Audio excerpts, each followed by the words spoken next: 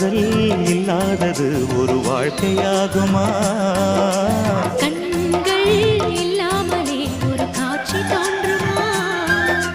பெண்ணை தொடாதது ஒரு பெருமையாகுமா? முத்தம் சிந்தாமலே அது முழுமையாகுமா? காதல் இல்லாதது ஒரு வாழ்க்கையாகுமா? கண்கள் இல்லாமலே ஒரு காட்சி